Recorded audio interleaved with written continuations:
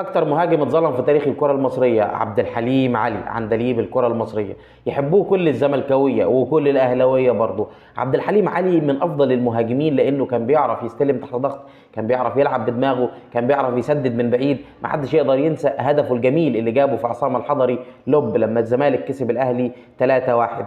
عبد الحليم علي اتظلم لانه لعب في فتره كان فيها مهاجمين كبار، ولعب جنبه منه في الزمالك حسام حسن، وما ادراك ما حسام حسن.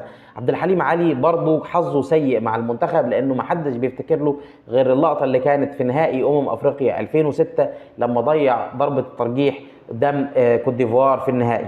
عبد الحليم علي انا شايفه من افضل المهاجمين اللي جت في تاريخ الكره. الفيديو شغال، انا بعرض لك جزء من اهداف عبد الحليم علي.